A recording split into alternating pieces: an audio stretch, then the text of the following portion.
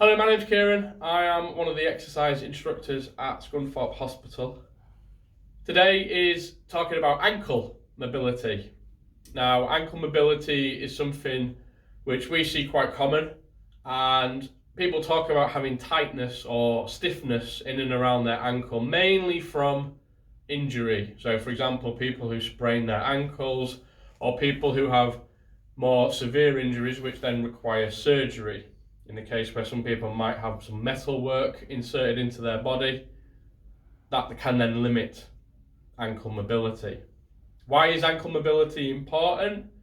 If you think about functional exercises like squatting, like lunging, we need to try and get good ankle mobility to allow our knees to go over our toes.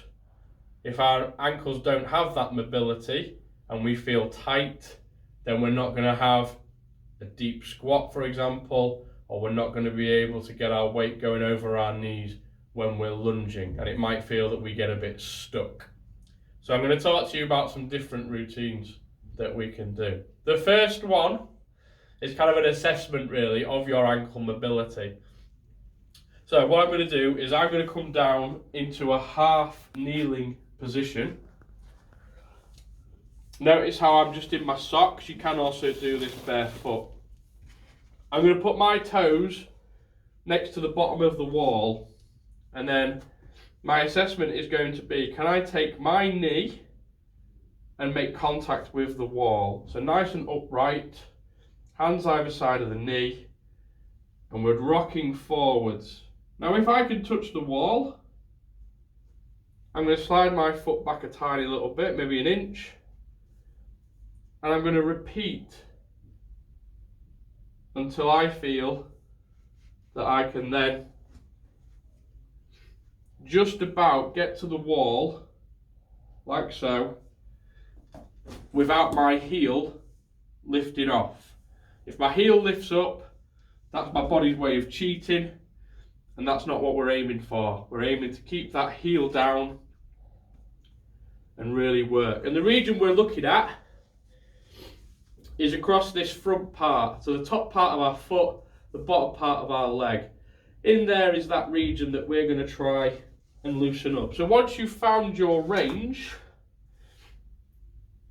you're just then going to rock forwards and backwards, nice and controlled.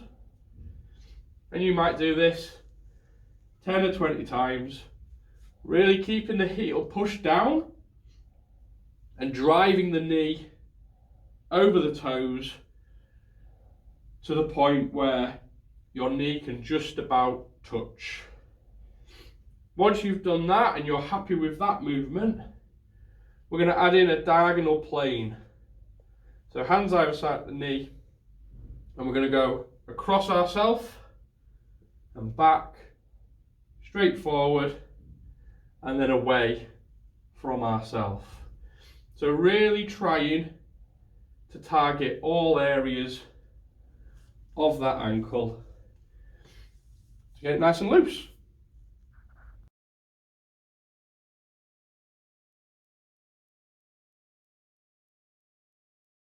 The second part of this ankle mobility video is going to bring in the introduction of a blue band or a resistance band.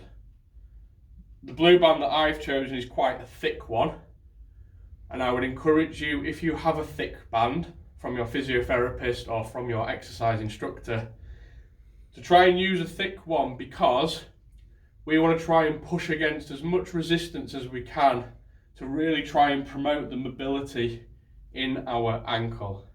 So the setup, you can see I've got the band tied to a chair leg, something sturdy, or if you've got someone at home who can just hold it to provide that resistance, that's absolutely fine.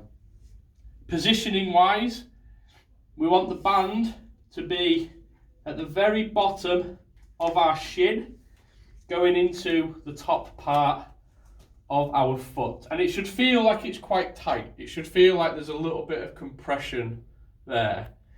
So now we're going to repeat what we did for the first exercise. Hands either side of the knee and taking forward and then coming back. and really pushing against the band, trying to loosen all of those tissues, getting everything nice and warm. And if you find that in this part you can get your knee to the wall, like I can, we just go back a tiny little bit, and then we repeat the action. And as you can see now, I can't quite get to the wall, but I'm pushing against the thick band here, trying to loosen everything up.